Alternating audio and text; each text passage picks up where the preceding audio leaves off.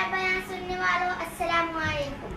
नहमदुहु व नुसल्ली अला रसूलिहिल करीम, अम्मा बाद। फ़क़द क़ाल अल्लाहु तबारक व तआला फ़िल क़ुरआनिल मजीद वल फ़ुरक़ानिल हमीद। अऊज़ु बिल्लाहि मिनश शैतानिर रजीम। बिस्मिल्लाहिर रहमानिर रहीम।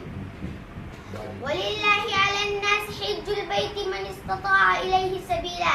मुअज़्ज़ज़ सामिआत, मैंने जो आयत अभी आपके सामने तिलावत की है उसका तर्जुमा ये है, और अल्लाह के लिए उन लोगों पर खाने काबे का हज करना फर्ज है जो हज करने की इस्तिताअत रखते हो।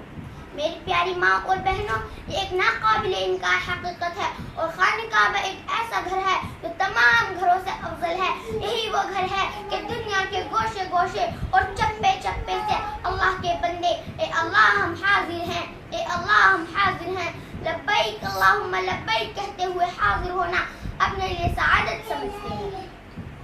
इस घर को हजरत आदम अलैहिस्सलाम ने बनाया, हजरत नूह अलैहिस्सलाम ने दोबारा तामीर की, हजरत इब्राहीम खलीलुल्लाह ने अपने साहबजादे हजरत इस्माइल ज़बीहुल्लाह की मदद से उस गैर आबाद घर को बनाकर फिर आबाद कर दिया। पैगंबर आखिरुज़्ज़मा हुजूर सल्लल्लाहु अलैहि वसल्लम ने उसकी मुरम्मत में हिस्सा लिया।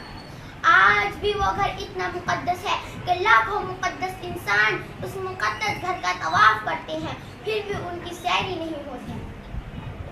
हज क्या है?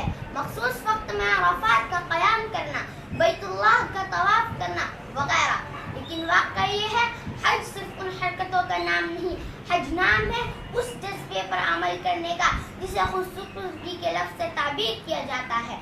बंदा अपनी जानो माल, अपनी ख्वाहिश, अपनी हरकतें खुद परवरदिगार आलम को सुपुर्द कर दे, उसी का नाम हज है।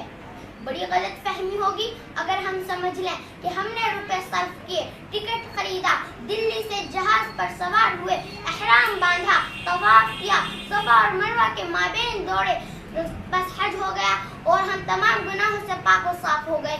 बज़ाहिर ये हज हुआ, लेकिन ऐसा हुआ जिसमें छिलका ही छिलका हो।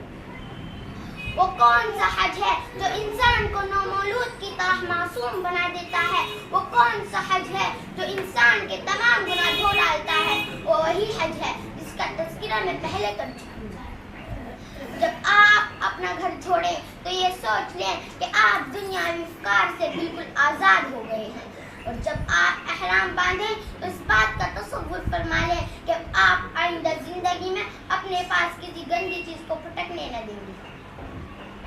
आप जब मैदान अराफात में क़याम फरमाएं तो समझ लें कि आप मैदान हश्र में खुदा के रूबरू हैं और आपसे हिसाब किताब लिया जा रहा है।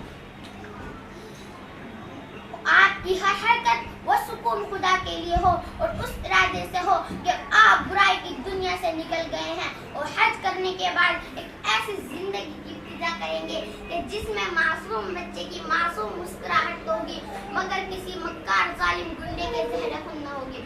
दुआ है कि अल्लाह ताला हमें और आपको फ़ायदा बख्श और नतीजा खैर हज करने की तौफीक अता फरमाए।